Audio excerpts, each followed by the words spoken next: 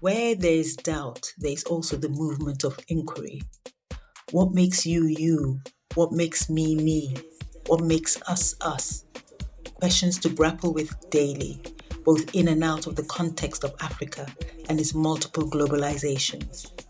What separates or distinguishes us from each other? What unites or brings us together? And while thinking in this vein, just who is an African?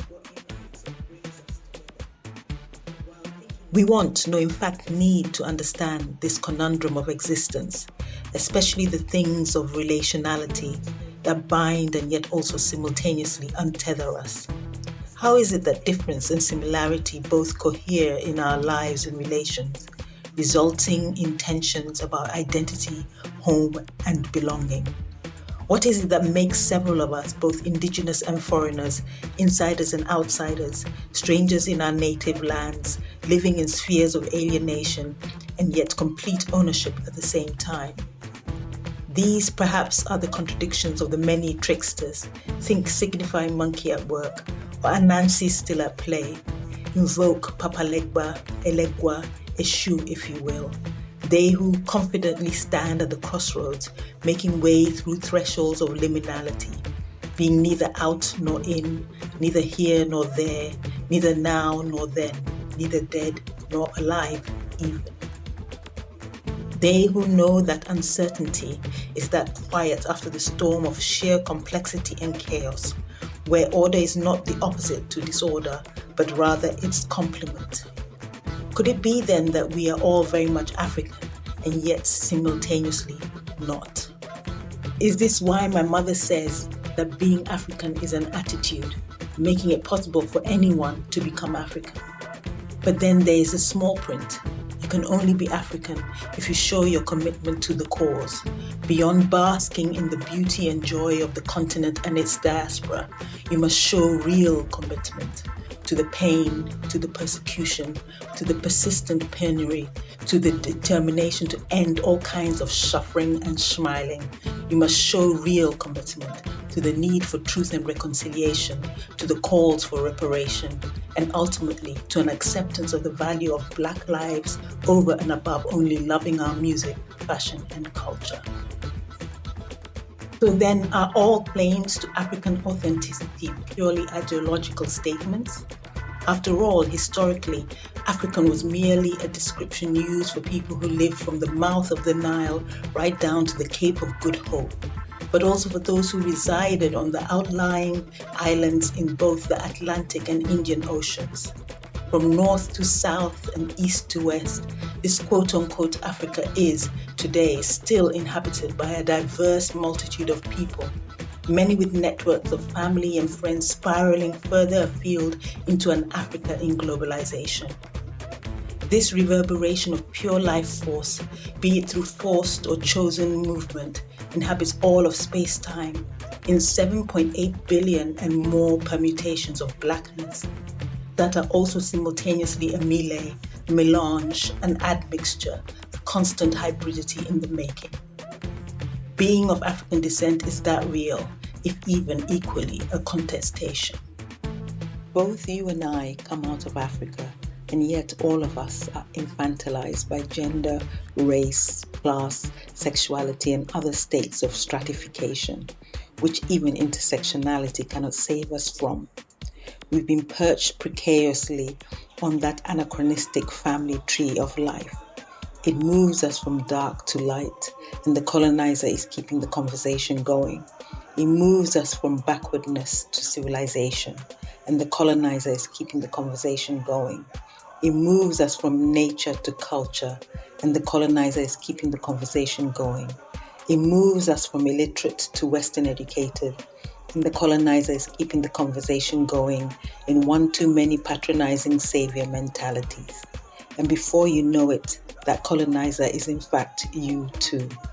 You whose privilege has become your loss of language, of culture, of worldview, of sense of style, of philosophy of life, of cosmological difference, as we all now exist in epistemological agencies of progress, in a certain Cartesian ontology, a hierarchical binarity that has, with grand narratives, forgotten its own indigeneity.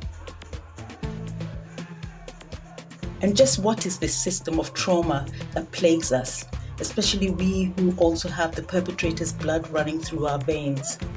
How can we purge its colonial violence without incinerating our very being? How must we hold such immense pain, this rupture in our sinews, in our flesh and bones, in our good hair is better than them kinky curls feelings? This coloniality of being consumes us all, especially those who straddle the razor edge of métis. They who vibe in an in-between, wanting to be both black and white, passing when it matters to live another day, picket fencing our lives to keep up with the Joneses and with the Kardashians too nowadays. This coloniality of being runs us all ragged, with darker sisters cladding our natural beauty with false nails and weaves, Brazilian, Peruvian, whichever is the best kind to match the skin brightening ways once good money can buy. And the brothers too have their beings encased within the same racist, sexist turmoil. That is, if they don't already lose their lives for driving while black, eating while black, minding their own damn business, but still black is a body subject to aggression, micro or otherwise, out and out necropolitics wherever they exist. All this is a mode of survival. Survival that takes us to the brink of death and back to life again. And yet, there is also love of family, of the land, of life, of resistance, of art and beauty, of money a lot lately, and of being more or less a part of this black is not the color of my skin, even if it has had to become our politics. This love becomes us within so many layers of fragments of degrees of our presence within so many absences, or so we believe. But then it is said that belief has no place where truth is concerned. And that is why we are here now, trying desperately to excavate the truth of the matter, if you will. Excavating our mother, Lucy, Dinkanesh, if you wish to be politically correct. Who was she, this marvelous one? And how does her genetic code run a red through line in our veins? And why should this matter in how we relate? After all, it's said that finding the truth is not only about healing, it's also about becoming whole, total existence. So then come, all ye faithful or otherwise, meet your many selves, not your personas, those curated identities, those labels, constricting interactions between so many fraught positionalities, standpoints of viva la différence, without often recognizing the consequences of how some of us are still made to bleed. Don't just chase purpose, become it. Also as to fight the systems of discrimination, of division in difference, of diversity without inclusion.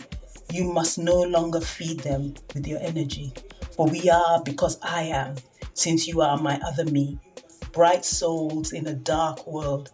We who cannot be taught to be African, simply because we are a culmination of embodied living. Beyond this single story, beyond even the greatest story ever told, all of us in polyphonic multiplicity, both and, being within becoming, states embedded in processes, allow it to constantly unfurl, embrace this contradiction now and always. You are a frequency the world cannot predict. All time is ours, and yet we can't keep sleepwalking through this nightmare of daydreaming. And of course, there's always way more questions than answers. So very many of them reside in the endless unknown, plaguing us into this persistence of inquiry. As I said at the very beginning, if you doubt it, then you must inquire.